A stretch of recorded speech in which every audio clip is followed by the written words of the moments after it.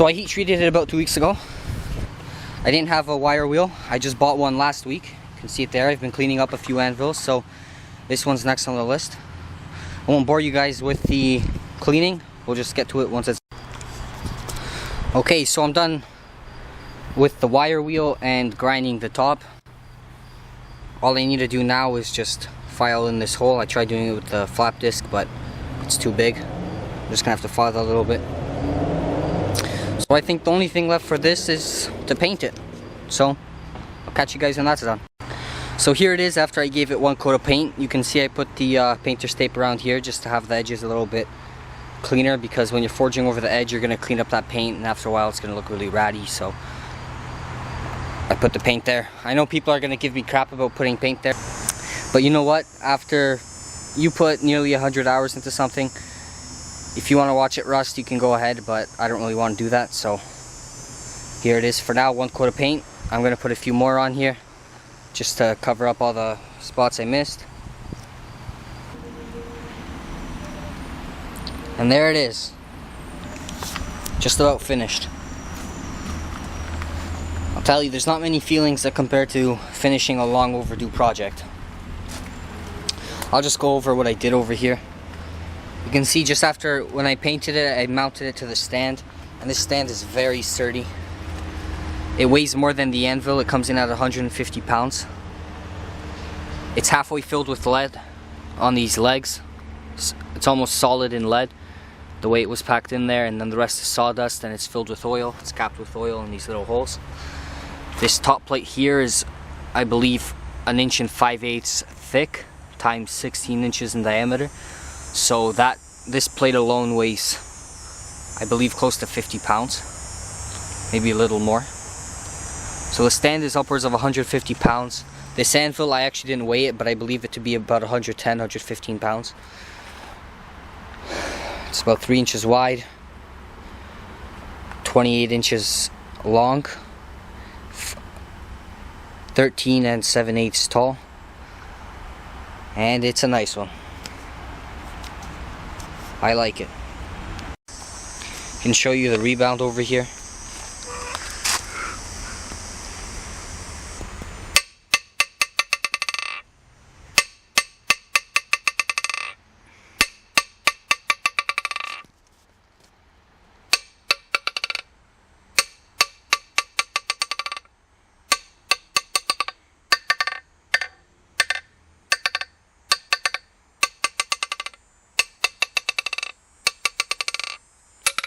So the hardening was definitely successful, but I believe because the welds were not full penetration welds, on the top they were, but for the main members, the main pieces that built up the anvil, they weren't full penetration welds. So I believe that's why the anvil doesn't ring. You can see it there. I put a nice chamfer on the edge for about 3 inches on either side, nearest to the horn for tapering. And then I left it sharp over here for a good stretch, probably about 5 inches. That's on both sides. And then also a light chamfering on the square horn, because the square horn is not going to be used for dividing material. It's just going to be used for bending and forging like smaller shapes on.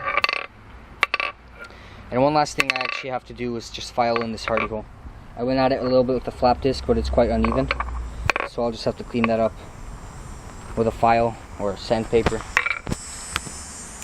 So there it is. Would I do it again? Absolutely not. I did this as a shop project, but I got all the mild steel for free basically.